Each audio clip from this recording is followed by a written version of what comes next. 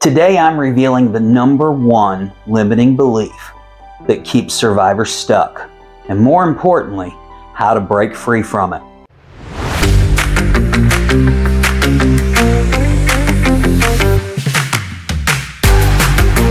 I'm Adam Robinson, and if you've ever felt like no matter how hard you try, you just can't seem to move forward, or if you've achieved things but still feel empty inside, what I'm about to share might be the missing piece you've been looking for. After working with hundreds of trauma survivors and digging deep into this as a doctoral candidate in leadership, I've discovered the deepest, most destructive belief we carry is this: I'm not worthy of healing, happiness, or love.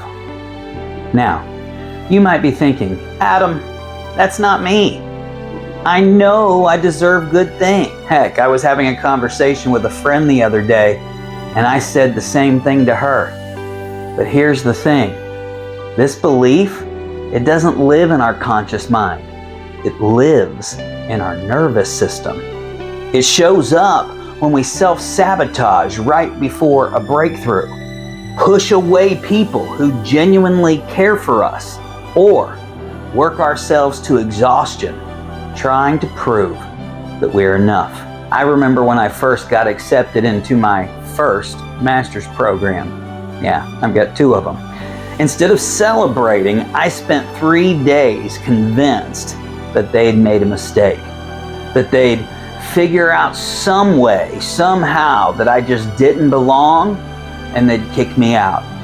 And then when I got a grad assistantship paying my full ride to grad school, I thought, this also has to be a mistake. I mean, don't they know that the statistics said that a kid with my childhood trauma would end up in jail, not in graduate school? But that unworthiness belief was so strong, I couldn't even accept my own success. And the turning point came when a mentor I had asked me a simple question. He said, Adam, what if your worthiness isn't something you have to earn? What if it's something you already have? That question shattered everything that I thought I knew about myself. You see, it's in moments like this when you have to really know what's happening in your brain. When we experience childhood trauma, our developing nervous system learns that we're only safe when we're hypervigilant, when we're earning our place, when we're proving our value. The brain literally wires itself for unworthiness as a survival mechanism. But here's the beautiful part.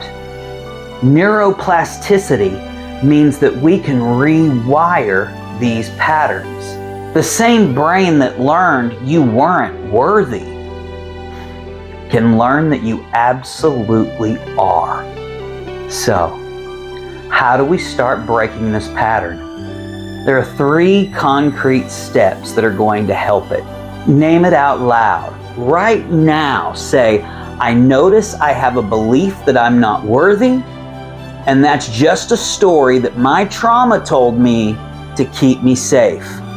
Naming it takes away its power. Find one piece of evidence that challenges this belief. Maybe it's a friend who chose to stick around. Maybe it's a goal you achieved. Maybe it's simply the fact that you're here working on yourself. Now write it down.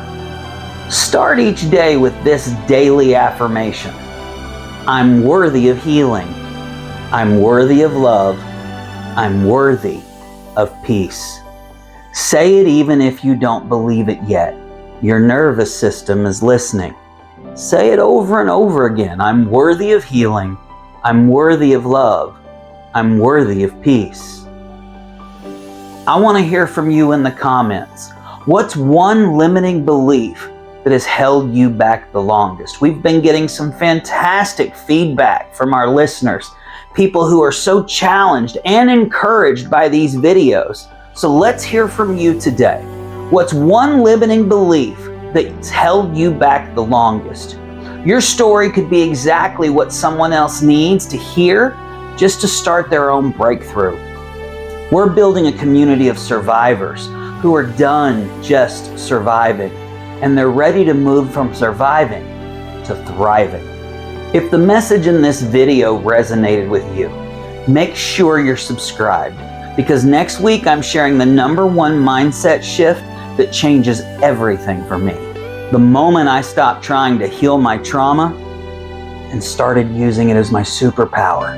Until then, remember, you are not broken. You are not too much. You are exactly who you are supposed to be.